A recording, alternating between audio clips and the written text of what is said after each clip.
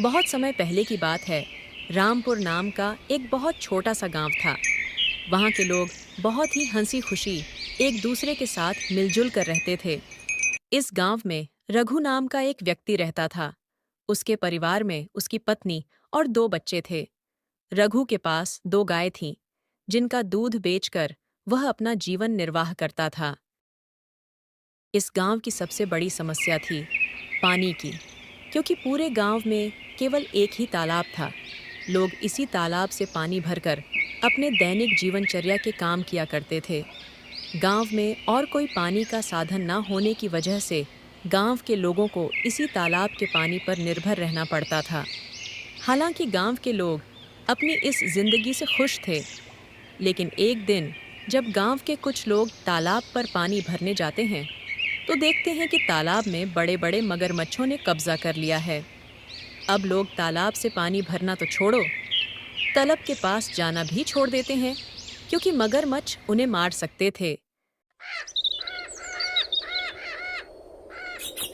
लेकिन प्यास ने लोगों को इतना मजबूर कर दिया कि थोड़े दिन बाद कुछ लोगों ने हिम्मत करके उस तालाब से पानी लाने की कोशिश की, मगर तालाब के मगरमच्छ उन्हें भी मार कर खा गए। और इस घटना से पूरे गांव में भय और हड़कंप मच गया। अरे देखो भाई लोग, तालाब के इन बड़े बड़े मगरमच्छों ने हमारे गांव के दो लोगों को मार दिया। अगर ऐसा ही चलता रहा तो धीरे धीरे यह पूरा गांव खत्म हो जाए। हाँ भाई मगरू, अगर हम इन मगरमच्छ के निवाले नहीं भी बने तो भी बूंद बूंद पानी को तरस तरस कर मर जाएंगे। हाँ भाई, लोग ये तो बहुत बड़ी समस्या हो गई है। अगर हम तालाब के पास जाएंगे तो ये मगरमच्छ हमें मार डालेंगे, लेकिन बिना पानी के हमारा गुजारा कैसे होगा? हमें कुछ करना पड़ेगा। तुम सही कह रहे हो रघु। हमें तुरंत पंचायत बुलानी चाहिए और सरपंच जी को बताना चाहिए। हाँ चलो, सरपंच जी के पास चलते हैं, अब वही कुछ कर सकते हैं। गांव के लोग मिलकर पंचायत में सरपंच जी के पास जाते हैं और अपनी समस्या बताते सरपंच हैं। जी, आपको तो पता ही कि हमारे गांव पर कितनी बड़ी मुसीबत आ गई है। तालाब में मगरमच्छ आ गए हैं और गांव के दो लोगों को खा भी चुके हैं। अगर हम तालाब के पास गए तो हमारी जान को खतरा है। हाँ सरपंच जी, और बिना पानी के भी हमारा जीना मुश्किल हो गया है। अब आप ही इसका कोई समाधान बताइए। हाँ भाइयों, यह समस्या सच में गंभीर है और हमें इसका कोई समाधान निकालना होगा। एक व्यक्ति है जो हमें इस समस्या से निकलने के लिए कोई बेहतर सुझाव दे सकता है। वो कौन है सरपंच जी? वह है मुखिया रामलाल। हमें इस बारे में रामलाल से बात करनी चाहिए। वह गांव के सबसे अक्लमंद इंसान है और वह इस समस्या का कोई ना कोई हल निकाल ही लेंगे। मोहन और बिरजू, तुम दोनों मुखिया के घर जाओ और उनसे कहो कि सरपंच जी ने उन्हें तुरंत याद किया है। दोनों सेवक मुखिया के घर जाते हैं और मुखिया को ले आते हैं। कहिए सरपंच जी, आपने मुझे कैसे याद किया? रामलाल, हमारे गांव के तालाब पर मगरमच्छों ने कब्जा कर लिया है और लोगों को पानी के लिए बहुत समस्या हो रही है।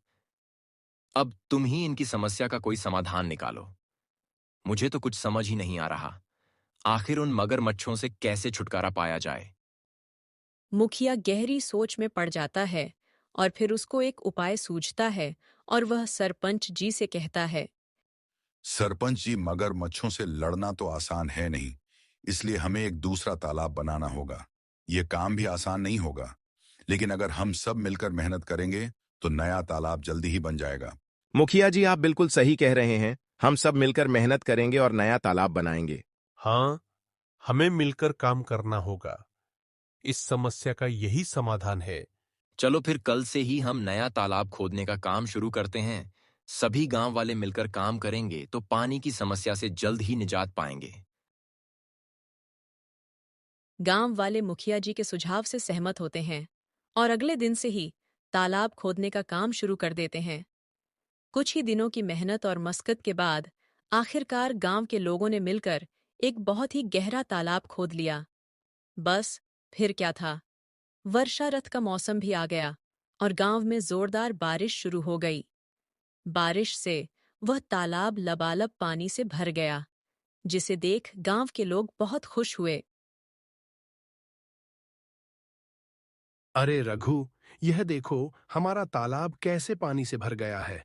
अब हमें पानी के लिए उस मगरमच्छ वाले तालाब में जाने की जरूरत नहीं पड़ेगी। हम यही पास के तालाब से पानी भर लिया करेंगे। हाँ काका, आज मैं बहुत खुश हूँ।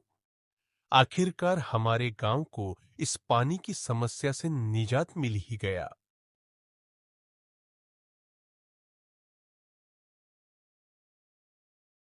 ऐसे ही कुछ दिन हंसी खुशी बीत जाते हैं।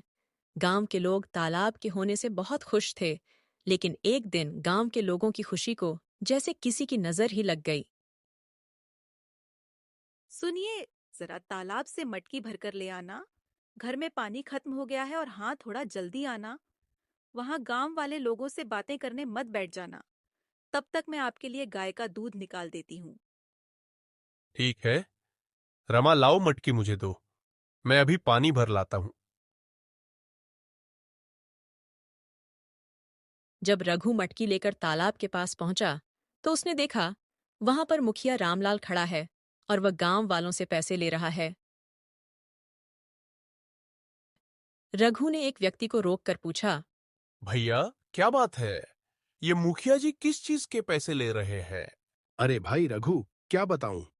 अब यह मुखिया जी हमसे इस पानी के पैसे ले रहे हैं। इनका कहना है कि जिसे भी इस तालाब से पानी भरना है उसको पैसे देने होंगे, और जो पैसे नहीं देगा उसे तालाब से पानी नहीं भरने दिया जाएगा। भगवान जाने अब इस गांव में क्या कहर आने वाला है। रघु पानी भरने के लिए तालाब के पास खड़ा हो जाता है। जैसे ही वह तालाब से पानी भरने जाता है, मुखिया उसे रोकते हुए कहता है, रघु, तुम क्या कर रहे हो? तुम्हें पता नहीं है कि यहाँ से पानी भरने के लिए पैसे देने होंगे? लेकिन ये तो गांव का तालाब है, यहाँ पानी भरने के लिए पैसे क्यों देने पड़ेंगे? यह नियम अब बदल गया है। यहाँ से पानी भरने के लिए हर किसी को पैसे देने होंगे। ये तो सरासर अन्याय है। ये तालाब सबके लिए है। हमने मिलकर इसे खोदा है, तो आप पैसे कैसे मांग सकते हो? मुझे कानून मत सिखाओ, यह मेरा आदेश है। और जो इसे नहीं मानेगा, उसे तालाब से पानी नहीं मिलेगा। यह बिल्कुल गलत है। मैं इस बात को सरपंच जी के पास ले जाऊंगा। आपको इसका जवाब देना होगा। जाओ जाओ, सरपंच जी के पास जाओ। लेकिन तुमने इस बारे में सरपंच जी के सामने अपना मुंह भी खोला, तो तुम्हें और तुम्हारे परिवार को इसके गंभीर परिणाम भुगतने पड़ सकते हैं। मेरी शिकायत करने से पहले एक बार अपने परिवार के बारे में भी सोच लेना। रामलाल से पंगा लेना तुम्हारे परिवार पर भारी पड़ सकता है। रघु सोच में पड़ जाता है और पैसे देने को मजबूर, क्योंकि वो जानता था कि मुखिया से पंगा लेना आसान नहीं। ठीक है, मैं पैसे दे दूंगा, लेकिन याद रखना यह अन्याय ज्यादा दिनों तक नहीं चलेगा। रघु मजबूरी में पैसे देकर पानी भरता है और वहां से चला जाता है।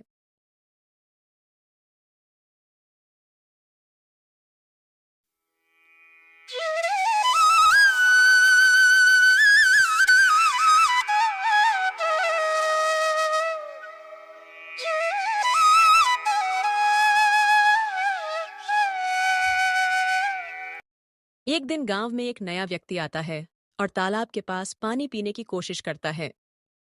यह तालाब तो काफी बड़ा है। यहां से पानी पी लेता हूं। प्यास बहुत लगी है और गर्मी भी बहुत है।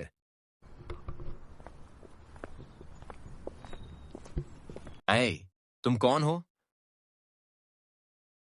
नमस्ते, मैं एक यात्री हूं और बहुत प्यासा हूं। बस थोड़ा पानी पीने के लिए रुका हूं। यहाँ पानी पीने के लिए रुक गए? तो सुनो, यहाँ पानी पीने के लिए पैसे देने होंगे। पैसे? लेकिन पानी पर तो सभी का हक है, और ये तो सरकारी तालाब है। फिर पानी के लिए पैसे क्यों देने पड़ेंगे? यह सरकारी तालाब नहीं, यह हमारा तालाब है। यहाँ पानी पीना है तो पैसे देने होंगे, नहीं तो चलते बनो और मुझे कानून मत सिखाओ। यह मेरा इलाका है और यहाँ मेरे नियम चलते हैं। अगर तुम्हें पानी पीना है तो पैसे दो, वरना चलते बनो। वह व्यक्ति बिना पानी पिए वहां से चला जाता है।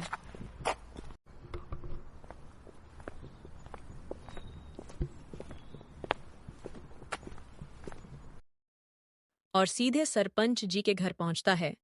सरपंच जी के घर के बाहर उनके के दो आदमी खड़े थे जो मुखिया के लिए भी काम करते थे। वह उस व्यक्ति से पूछते हैं, कौन हो तुम? तुम तो इस गांव के नहीं लगते। तुम यहाँ किस काम से आए हो? मैं सरपंच जी से मिलने आया हूँ। उन्होंने ही मुझे बुलाया है। मेरा नाम विक्रम है। मैं इस गांव का नया कलेक्टर हूँ। यह सुनकर वह दोनों आदमी उस व्यक्ति को अंदर जाने देते हैं। नमस्ते सरपंच जी। मैं इस जिले का नया कलेक्टर हूँ। मेरा नाम विक्रम है। कहिए आपने मुझे क्यों बुलाया है? नमस्ते कलेक्टर साहब, आइए बैठिए। क्या बताऊं कलेक्टर साहब, दरअसल हमारे गांव के पुराने तालाब में न जाने कहां से बड़े बड़े मगरमच्छ आ गए हैं और दो लोगों को मार भी चुके हैं, और इसी कारण पूरे गांव के लोग डर के साए में जी रहे। इसलिए आपसे अनुरोध है कि आप फॉरेस्ट डिपार्टमेंट के लोग से बात करके हमारे उस तालाब को मगरमच्छों से छुटकारा दिलवाएं, ताकि हमारे गांव के लोग फिर से उस तालाब का उपयोग कर सकें। वैसे सरपंच जी, अभी गांव लोग कहाँ से पानी ला रहे? दरअसल हमारा पूरा गांव बस एक उस तालाब के पानी पर आश्रित था, और मगरमच्छ के आ जाने से पानी की बहुत दिक्कत हो गई थी। तो हमने गांव में एक नया तालाब खुदवा लिया, जिससे अब गांव के लोग उस नए तालाब के पानी से अपना गुजर बसर कर रहे। अच्छा, और आपको व्यवसाय का नया रोजगार भी मिल गया है? सरपंच जी, मुझे ये समझ नहीं आ रहा कि जब आपको नए तालाब का पानी बेचकर मुनाफा हो रहा, तो भला आप पुराने तालाब से मगरमच्छ क्यों हटवाना चाहते हैं? कलेक्टर, ये क्या बोल रहे हो? भला मैं पानी क्यों बेचूंगा, जबकि मैं जानता हूं कि गांव वाले कितनी परेशानी में हैं। आखिर बात क्या है? सरपंच जी, दरअसल मैं गांव के तालाब पर गया था और प्यास लगने पर पानी पीने की कोशिश की, लेकिन मुझे पानी पीने से मना कर दिया गया और पानी पीने के लिए पैसे मांगे गए। वहां मौजूद एक व्यक्ति ने मुझे साफ मना कर दिया और कहा कि बिना पैसे दिए पानी नहीं मिल सकता। क्या? ऐसा किसने किया? वहां मौजूद एक व्यक्ति ने मुझे साफ मना कर दिया और कहा कि बिना पैसे दिए पानी नहीं मिल सकता। मुझे माफ कीजिए कलेक्टर साहब, मुझे इस बारे में कुछ नहीं पता। मैं तुरंत इस मामले की जांच करूंगा। सरपंच गुस्से में बाहर खड़े मुखिया के दोनों आदमी को अंदर बुलाते हैं। हमारे गांव में ये क्या चल रहा है? तुमने मुझे इसकी खबर क्यों नहीं दी? मैंने तुम दोनों को किस काम के लिए रखा है? अब तुम सीधे सीधे यह बताओ कि यह जो कलेक्टर कह रहे हैं वह क्या सच है? मालिक, आप किस बारे में बात कर रहे हैं? कलेक्टर साहब का कहना है कि हमारे गांव के तालाब पर गांव के लोगों से पानी के पैसे लिए जा रहे हैं। सच सच बताओ मुझे। जी जी, जमींदार साहब, वह मुखिया रामलाल हैं जो गांव वालों से पानी भरने के पैसे ले रहे हैं। हमने उन्हें बहुत समझाने की कोशिश करी, लेकिन वह नहीं माने। उस मुखिया रामलाल की इतनी हिम्मत, उसने मेरे पीठ पीछे गांव वालों के साथ ऐसा व्यवहार किया। जाओ, मुखिया को अभी बुला कर लाओ, और हाँ, साथ में सारे गांव वालों को भी एकत्रित करके यहां लाओ। थोड़ी देर में मुखिया के साथ ही सारे गांव वाले भी जमींदार साहब के घर पहुंच जाते हैं। गांव वालों, आज मैंने आपको एक जरूरी मुद्दे पर चर्चा करने के लिए बुलाया है। हमें पता चला है कि तालाब के पानी के लिए आपसे पैसे वसूले जा रहे हैं। क्या यह सच है? सरपंच जी, यह सच है। हमें हर बार पानी भरने के लिए पैसे देने पड़ते हैं। और आपको बताने की बात करने पर धमकी मिलती है।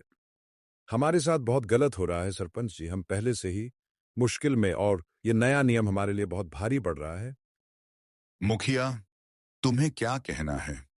क्या यह सच है कि तुमने पानी के लिए पैसे वसूले हैं?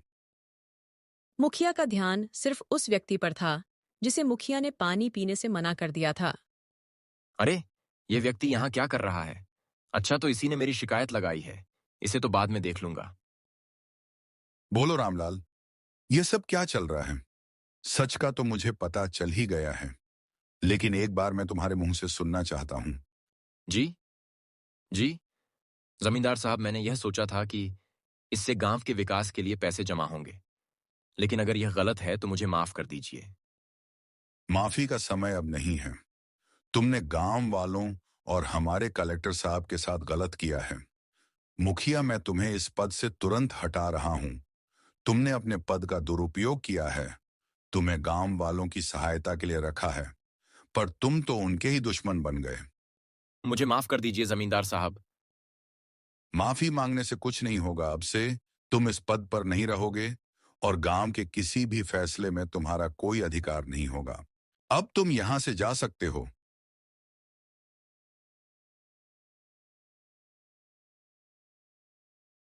धन्यवाद जमींदार साहब, आपने हमें न्याय दिलाया, और कलेक्टर साहब आपका भी बहुत बहुत धन्यवाद। गांव वालों, मुझे खेद है कि आपको ऐसी कठिनाइयों का सामना करना पड़ा। अब मैं आपको आश्वासन देता हूं कि आगे से ऐसा कोई अन्याय नहीं होगा और तालाब का पानी अब सभी के लिए मुफ्त होगा और पुराने तालाब के मगरमच्छ को भी हटाने में कलेक्टर साहब हमारी मदद करेंगे। गांव वाले यह जानकर खुशी-खुशी अपने काम में वापस लौट जाते हैं कि अब उन्हें तालाब के पानी के लिए कोई भुगतान नहीं करना पड़ेगा और उनके साथ कोई अन्याय नहीं होगा। रघु घर आकर रमा को सारी बात बताता है।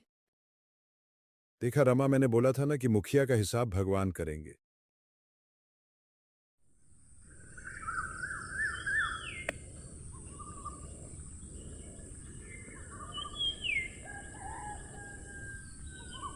नारायणपुर नाम के छोटे से गांव में एक बुढ़िया रहती थी, सुमित्रा।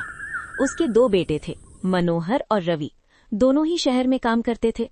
सुमित्रा की 2 बहुएं भी थीं, बड़ी बहू सोनाली और छोटी बहू आरती। एक दिन सुमित्रा आंगन में बैठी चूल्हा जला रही थी। सोनाली पास में बैठी आटा गूंद रही थी। अरे सुनीता, जरा जल्दी जल्दी कर, तेरे हाथ में तो मिठास है।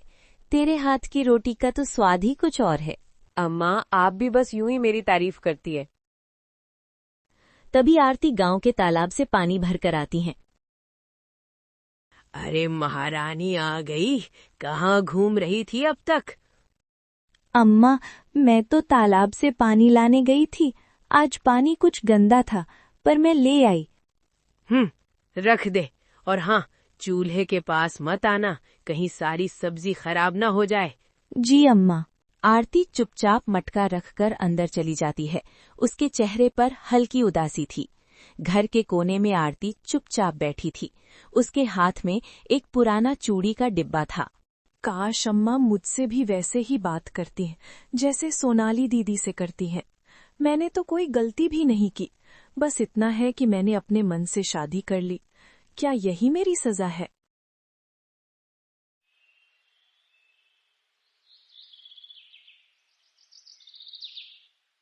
शाम का समय। सुमित्रा और सुनीता आंगन में साथ बैठकर चाय पी रही थी। आरती रसोई में बैठी बर्तन धो रही थी। सोनाली, तेरे मायके से कोई चिट्ठी आई क्या? हाँ अम्मा, भैया ने लिखा है कि अगले हफ्ते सावन में सबको घर आना है। अरे वाह, तो चल मैं भी तेरे साथ चलूंगी। बड़े लोग हैं, हमारा खूब आदर सत्कार करेंगे। तभी आरती बाहर आती है और हल्की स्वर में बोलती है। अम्मा, सावन में मैं भी अपने मायके जाना चाहती थी। माँ की तबीयत कुछ ठीक नहीं है। तेरे मायके जाने का वक्त बाद में भी आएगा, पहले घर का काम देख। तेरे भैया भाभी तो वैसे ही गरीब हैं, क्या करेंगे तेरे लिए? कोई फायदा नहीं तेरे वहां जाने का। आरती चुप हो जाती है। रात का समय। आरती अपनी खाट पर लेटी थी, पर उसे नींद नहीं आ रही थी। माँ से ही कहती थी, अमीर गरीब का फर्क लोग कभी नहीं भूलते। शायद मुझे चुप रहकर ही ये सब सहना होगा, मगर कब तक?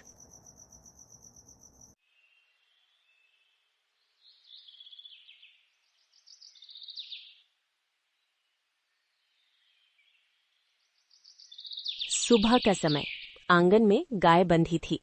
बड़ी बहू सोनाली दूध दूहकर रसोई में रख रही थी।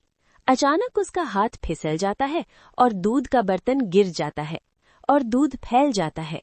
अरे बाप रे, ये क्या हो गया? अम्मा को पता चला तो मुझे बहुत डांट पड़ेगी। कुछ पल सोचने के बाद उसके चेहरे पर चालाकी भरी मुस्कान आ जाती है। क्यों ना ये इल्जाम आरती पर लगा दूं? वैसे भी अम्मा को उस पर भरोसा नहीं, वो मेरी बात झट से मान लेगी। सोनाली आंगन में आती है। आरती वहीं कपड़े धो रही थी। अरे आरती, आज मेरी कमर में थोड़ा दर्द हो रहा है, जरा उस कमरे में रखी टोकरियां तो ले आ। अच्छा दीदी, अभी लाती हूँ। आरती अनजान सी होकर रसोई की तरफ चल देती है। जैसे ही आरती रसोई में दाखिल होती है, सोनाली दौड़कर कमरे में जाती है और अम्मा को बुलाती है। अम्मा अम्मा जल्दी चलो, देखो आरती ने क्या कर दिया। दोनों तेजी से रसोई में पहुंचते हैं। आरती टोकरियां उठाए खड़ी थी और दूध जमीन पर फैला हुआ था। ये देख बुढ़िया गुस्से से लाल हो जाती है। ये क्या है आरती, इतना सारा दूध गिरा दिया। अरे कलंकनी, कभी कुछ अच्छा भी करेगी तो। नहीं अम्मा, मैं तो अभी अभी आई हूँ, ये दूध पहले से गिरा हुआ था। अरे ये झूठ बोल रही है, मैंने खुद देखा, ये बर्तन को टक्कर मार गई और अब बातें बना रही है। नहीं दीदी, मैं कसम खाती हूँ, ये दूध मैंने नहीं गिराया।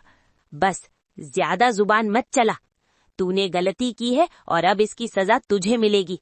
आज घर का सारा काम तू ही करेगी, और हाँ, आज जंगल से लकड़ी भी तू ही लाएगी। जी, मैं कर लूंगी। वो चुपचाप रसोई से निकल जाती है। उसके हाथ कांप रहे थे, पर चेहरे पर बेबसी थी। वो आंगन में आकर कपड़े धोने लगती है। जो गलती मैंने की ही नहीं, उसका बोझ भी मुझे ही उठाना होगा। ये दुनिया कभी सच का साथ क्यों नहीं देती।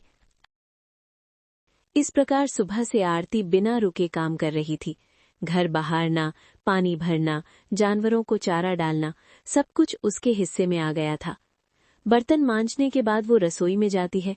एक झोले में कुछ रोटियां और थोड़ी सब्जी रखती है। जंगल तक का रास्ता लंबा है, वापस आने में देर हो जाएगी, यहीं रास्ते में खा लूंगी। वो चुपचाप हाथ में झोला और कंधे पर कुल्हाड़ी डालकर लकड़ी लेने निकल पड़ती है। आरती के जाते ही आंगन में सुमित्रा और सोनाली साथ बैठ जाती हैं। दोनों धीमे स्वर में बातें कर रही थी।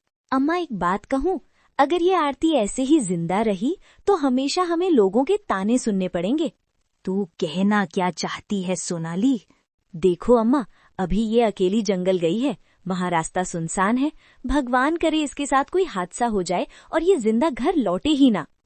सही कह रही है तू सोनाली, अगर ये मर जाएगी तो मैं शंकर की दूसरी शादी कर दूंगी, किसी अच्छे घर में, और वो भी अच्छे दहेज के साथ। हाँ अम्मा, आज ही मौका है। जंगल के पास जो गहरी खाई है ना, अगर वहाँ धक्का लग जाए तो किसी को पता भी नहीं चलेगा। सोनाली, वो सब तो ठीक है, लेकिन अभी हम ऐसा कुछ नहीं करेंगे। समय आने दे, सब हमारे मन मुताबिक होगा।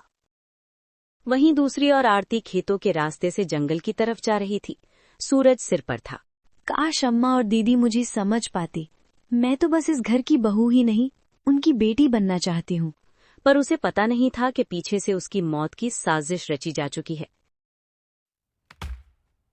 दोपहर का समय, आरती जंगल के भीतर पहुंच चुकी थी।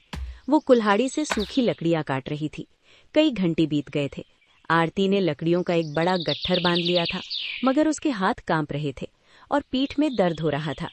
इसके बाद आरती गट्ठर को एक पेड़ के नीचे रखती है, फिर झोला खोलकर 2 रोटियां और सब्जी निकालती है। हे भगवान, ये कैसी किस्मत दी है, अपना घर होते हुए भी अपनेपन से दूर हूँ। वो पहला टुकड़ा तोड़कर खाने ही वाली होती है कि झाड़ियों से एक छोटा सफेद खरगोश बाहर आता है। उसकी आंखों में मासूमियत दिख रही थी। अरे, तू भी भूखा है क्या? आरती अपने हाथ से थोड़ा रोटी का टुकड़ा तोड़कर खरगोश की तरफ डाल देती है। खरगोश जल्दी जल्दी कुतरने लगता है। खा ले, शायद तेरे लिए यही सबसे अच्छा दिन हो। रोटी खाने के बाद खरगोश उछलता कूदता जंगल की झाड़ियों में गायब हो जाता है। उसी समय पगडंडी से एक बूढ़ा आदमी आता है। सिर पर एक पुराना टोकरा रखा था जिसमें कुछ कपड़े रखे थे। बूढ़ा आदमी आरती को इस प्रकार बैठा देखकर रुकता है। बेटी, तू इस सुनसान जंगल में अकेली क्या कर रही है? काका जी, मैं बस कुछ लकड़ी लेने आई हूँ। पर ये तेरे हाथों में छाले और आंखों के आंसू, ये बता तू किस मुसीबत में है? आरती उसकी ओर देखती है। उसके होंठ कांपते हैं, जैसे वो पहली बार किसी अजनबी से अपना दर्द कहने वाली हो। बाबा, मेरा नाम आरती है। मैं नारायणपुर गांव की रहने वाली हूँ, लेकिन मेरी सास और जेठानी मुझे अपनाते नहीं।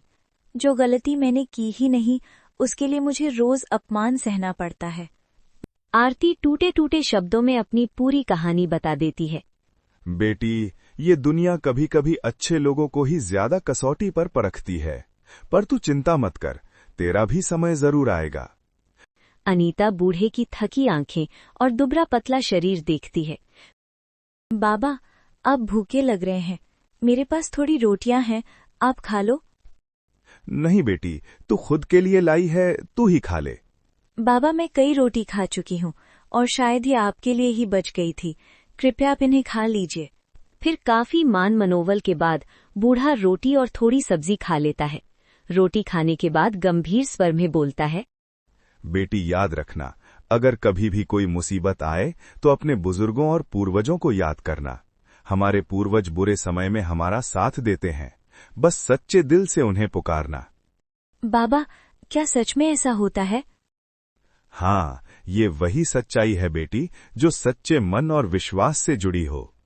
धन्यवाद बाबा, आपने जो कहा मैं याद रखूंगी। जाओ बेटी, भगवान तेरा भला करे। आरती जंगल के रास्ते से गांव की ओर चल देती है। बूढ़ा वहीं खड़ा उसे जाता देखता है। उसकी आंखों में कुछ रहस्य छुपा था।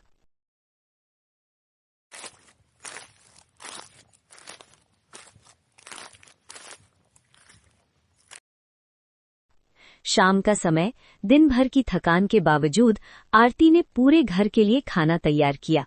रोटियों की महक पूरे आंगन में फैल गई थी। अम्मा, खाना तैयार है, सब आकर खा लीजिए। इसके बाद दोनों सास बहू एक साथ बैठकर खाना खाते हैं।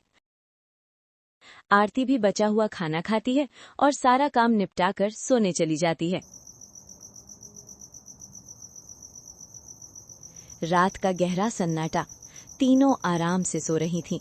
तभी अचानक घर की दीवारें हल्की हल्की कांपने लगती हैं और कहीं से अजीब सी खड़खड़ाहट सुनाई देती है। माँ जी, ये कैसी आवाज है? लगता है ये आवाज आंगन के उस कोने वाले कमरे से आ रही है। हाँ, मुझे भी वैसा ही लग रहा है। माँ जी, आरती को भेजो देखने के लिए, शायद कोई जानवर घुस आया हो। उधर आरती भी अपने कमरे से निकलकर आंगन में आती है। उसके चेहरे पर भी डर साफ दिखाई दे रहा था। आरती, जा उस कमरे के पास, देखा आखिर हो क्या रहा है वहाँ। अम्मा, मुझे बहुत डर लग रहा है। डर लग रहा है तो जा अपने मायके चली जा, और तभी आना जब डर खत्म हो जाए। आखिर में आरती मजबूर होकर धीरे धीरे कदम बढ़ाती है। वो उस कमरे के पास पहुंचती है। दरवाजा आधा खुला था। हवा के झोंके से उसकी छर छर की आवाज आ रही थी। वो अंदर झांकती है, मगर वहां कुछ नहीं होता। माँ, वहाँ कोई नहीं है, शायद हवा से दरवाजा हिल रहा था। इतना बोलकर वो सोने चली जाती हैं। आज तो बच गई, पर कल देखती हूँ। बुढ़िया और सोनाली एक दूसरे को हल्की नजर से देखती हैं, जैसे कोई और योजना उनके मन में हो।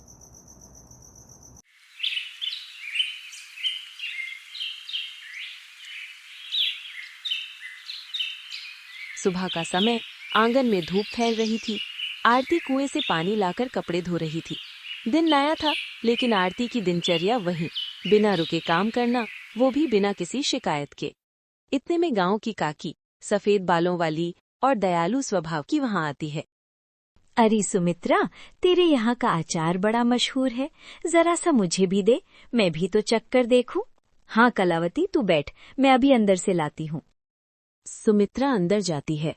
तभी काकी अनीता के पास आकर धीरे से बोलती है, बेटी, तू कैसे ये सब सह लेती है? तेरी सास और बड़ी बहू ने तो तेरा जीना हराम कर रखा है। आखिर क्यों सह रही है तू ये सब? काकी, किससे कहूँ? पति हैं, वो 6 महीने में चक्कर लगाते हैं। मेरे माता पिता तो वो काफी गरीब हैं। अगर मैं ये सब कह दूंगी तो उनका दिल टूट जाएगा और वो चिंता में मर जाएंगे। पर बेटी, चुप रहना भी हमेशा अच्छा नहीं होता। दुनिया में कोई तो होना चाहिए जो तेरा पक्ष ले। मेरे लिए बस भगवान है काकी, और कोई नहीं है मेरा। इतने में सुमित्रा अचार लेकर बाहर आती है। काकी बात खत्म कर पीछे हट जाती है। ले कलावती, ये ले जा, और हाँ, और भी चाहिए होगा तो जरूर आना। ठीक है, मैं चलती हूँ। रुक, मैं भी तेरे साथ चलूंगी, मुझे भी उधर कुछ काम है। सुमित्रा भी बुढ़िया के साथ गांव की ओर निकल जाती हैं। थोड़ी देर बाद सुमित्रा एक टोकरा लेकर घर आती हैं। सोनाली बाहर ही इंतजार कर रही थी। अम्मा, ये क्या है आपके हाथ में? अंदर चल, सब बताती हूँ। सोनाली, पहले बता आरती कहाँ है? वो तो बाजार सब्जी लेने गई है, लेकिन आप बताओ तो कि उस टोकरी में क्या है? सुमित्रा टोकरी का ढक्कन जैसे ही हटाती हैं, सोनाली के होश उड़ जाते हैं। अम्मा, सांप? आप ये क्यों लेकर आई हैं? इतना शोर क्यों कर रही है? सोनाली, तू भी ना भूल गई क्या हमारा मकसद?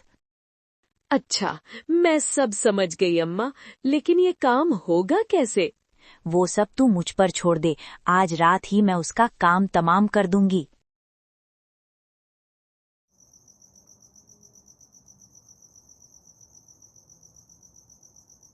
रात का समय था। पूरे गांव पर सन्नाटा छा गया था। आंगन में दिया टिमटिमा रहा था। आरती अपने कमरे में खाट पर लेटी थी। दिन भर की थकान से शरीर टूट रहा था, लेकिन उसका मन बेचैन था। पता नहीं कब ये जीवन बदलेगा। भगवान, बस इतनी शक्ति देना कि मैं गलत ना बनूं। उधर रसोई के कोने में सुमित्रा और सोनाली धीमे स्वर में बातें कर रही थीं।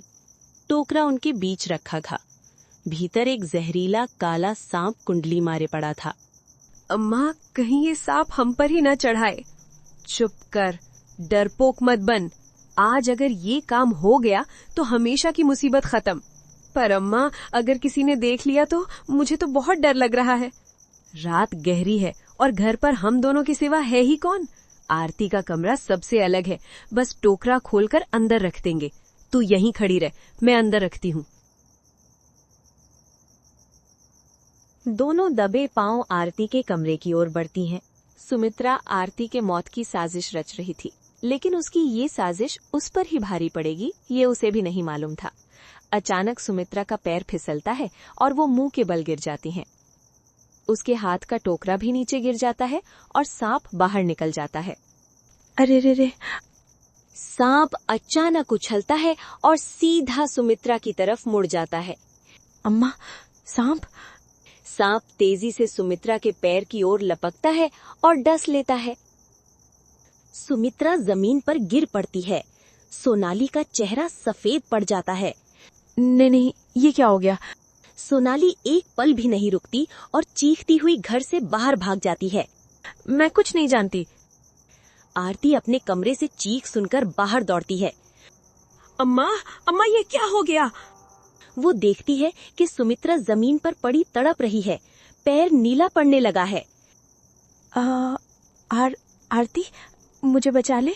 आरती की आंखों में आंसू आ जाते हैं, लेकिन वो एक पल भी नहीं रुकती। अम्मा, घबराइए मत, मैं कुछ करती हूँ। उसी पल उसे जंगल में मिले बूढ़े बाबा की बात याद आती है। आरती आंखें बंद कर दोनों हाथ जोड़ लेती है। हे भगवान, हे मेरे पूर्वजों, अगर मैं सच्ची हूँ तो मेरी अम्मा की जान बचा लो। तभी आंगन में अचानक हल्की सी रोशनी फैलती है। हवा तेज चलने लगती है। सामने वही जंगल वाला बूढ़ा आदमी खड़ा दिखाई देता है। उसके हाथ में वही पुराना टोकरा और जड़ी बूटियां थीं। बाबा, आप यहाँ? डरो मत बेटी, समय आ गया है कि मैं तुम्हारी मदद करूं। जहां सच्चाई पुकारती है वहां मुझे आना ही पड़ता है। बूढ़ा आदमी सुमित्रा के पास बैठता है और जड़ी बूटियां घाव पर लगाता है और मंत्र बुदबुदाने लगता है। कुछ ही देर में सुमित्रा की सांसें सामान्य होने लगती हैं। वो उठकर बैठती है। उसकी आंखों में शर्मिंदगी के सिवा कुछ नहीं था। वो आरती से कमजोर स्वर में बोलती है। आरती, मैंने तुझ पर बहुत जुल्म किए और आज तूने ही मुझे नई जिंदगी दी। मैं जिसे सोना समझती थी वो तो कोयला निकली और मुझे तड़पता हुआ छोड़कर भाग गई, और जिसे मैं कोयला समझती थी वो तो हीरा निकली। मुझे माफ कर दे बेटी, मेरी आंखों पर लालच और घमंड की पट्टी बंधी थी। अम्मा, मैं तो बस आपकी बेटी बनना चाहती थी और बेटियों से माफी नहीं मांगी जाती। देखा बेटी, सच्चाई और करुणा कभी हारती नहीं।